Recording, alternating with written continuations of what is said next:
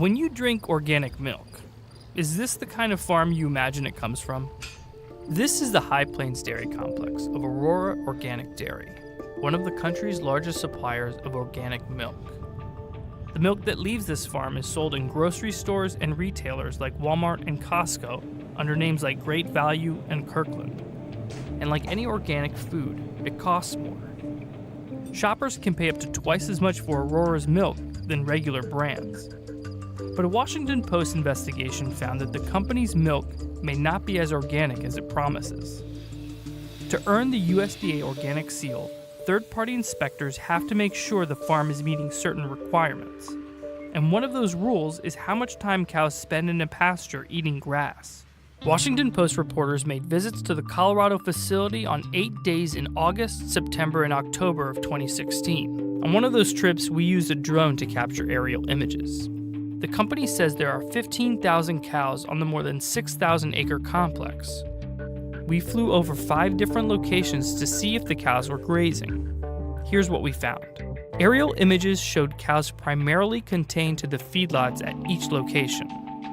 At one spot, a few hundred animals were seen grazing, but at no point on any of the post's visits were more than 10% of the farm's cows seen on pasture.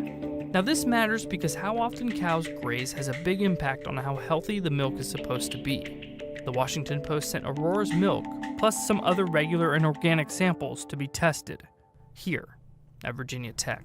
Some of the fatty acids we tend to think of associated with pasture feeding would be things like conjugated linoleic acid or omega-3 fatty acids. Tests of Aurora's milk found a measurement of these fatty acids closer to conventional milk than other organic brands. So these 3 fatty acids can vary in the relative amount that's present, and that can give you some indication of what cows were eating. While USDA policy notes that annual inspections must occur during the grazing season, the farm's 2016 inspection happened in November. That's after grazing season ended. Washington Post reporter Peter Walriski put this question to the party doing these inspections, the Colorado Department of Agriculture. Your inspector couldn't tell whether or not they were complying with the rules. Am I right about that? No, I would say you're not correct about that because we can look at records as well. Right. So if they write down "I grazed this day," then you believe them. But if you actually went out and saw them during the grazing season, you could tell whether they were grazing. We can also do other types of inspections during the year. So, and I'm not going to comment on whether those were conducted or not. That's all confidential business information.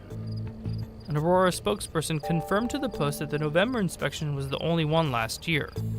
The Post followed up with the USDA. We do expect that inspections occur during the grazing season for livestock operations. So if that was a pattern that a certifier was not doing that, that would certainly be a big problem, yeah. And Aurora has broken these same grazing rules in the past. 10 years ago, the USDA even proposed revoking the farm's organic status.